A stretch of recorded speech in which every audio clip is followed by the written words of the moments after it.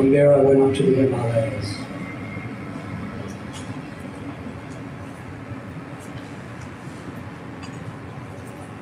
So these were some of the that was my first day in India.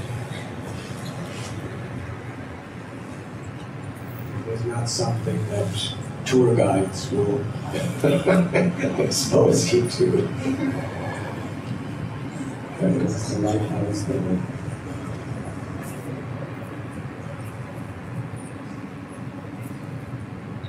And this is what I understood about yoga. That yoga is about learning how to find that eternal spiritual essence within each other. The Bhagavad Gita tells, Najayate Mriyate Bhakarasha, that the living force that animates this body, that sees through the eyes and hears through the ears and touches through the fingers in the body, thinks through the mind, loves through the heart, that living force that is the true you and me is the Atma. It is Satchit Ananda, eternal, full of knowledge, full of bliss. And everyone is looking for bliss because it is our nature. But when the ahankara, or the ego, causes the Atma to think that my true identity is this ever-changing mind and body, then we seek pleasure in the things of this world. Yoga is about finding that real pleasure within ourselves in prema. According to Bhakti Yoga, the ultimate pleasure is not just liberation from suffering, but it's the positive realization of our natural dormant love for God. When I was a young boy, this word God really confused me. I didn't know if I wanted to believe in it or not. Because I was taught that God is a loving God. But I saw in the name of God, there was so much hatred, so much hypocrisy, so much violence, prejudice. I was born Jewish, a minority religion. People of other religions hated me.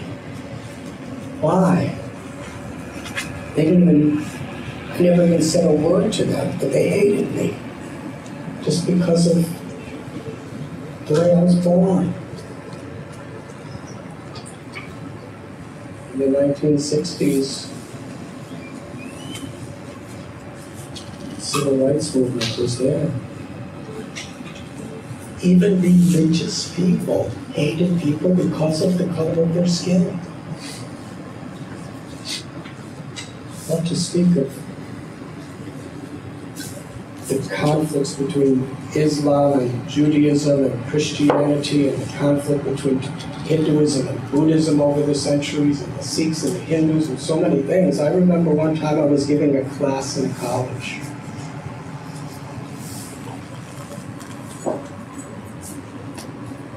And somebody stood up and said, "Everything you are speaking, I reject."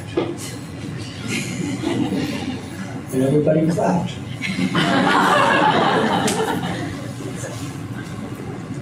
He said, "While you are talking about peace and love and God, you can't put the two together. The only way this world could ever be peaceful is we have to, once and for all, outlaw and destroy all conception of spirituality and religion." He was serious. He was convinced. He said, Sikhs and Hindus are fighting, Buddhists and Hindus are fighting in Sri Lanka. Muslims and Jews are fighting in Israel. Catholics and Protestants were fighting in Ireland. We went on and on and on about all the hate and violence in the name of God.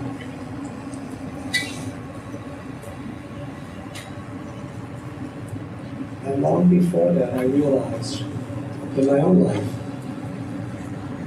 I had to either reject it all, or there must be some essence within all these great religious systems that is beautiful. And I read the lives of so many great saints, and they had very, very common, universal characteristics of all different traditions throughout history. Srimad Bhagavatam, so I said to them, so I answered the question.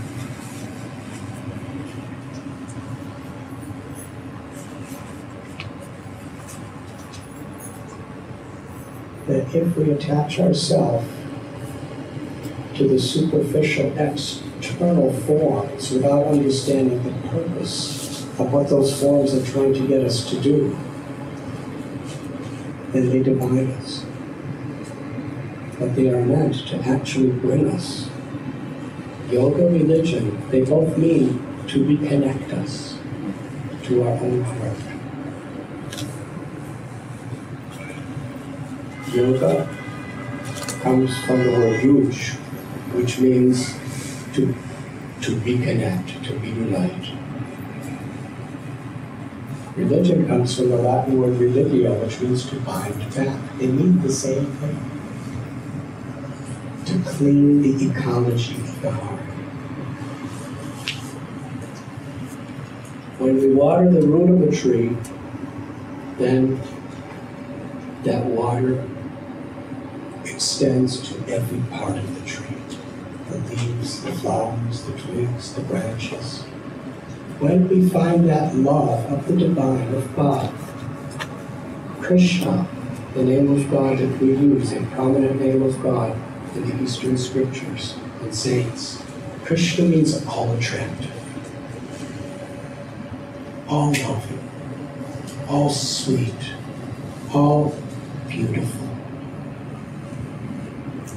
The more we connect, the more our natural, spontaneous love awakens.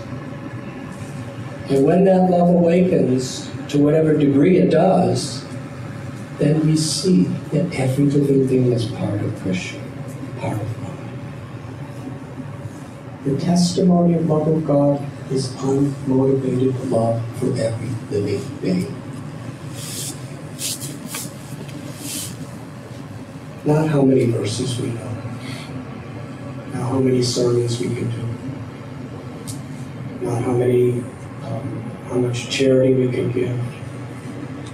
The real testimony of our love for God is how we are instruments of compassion and love to every living being.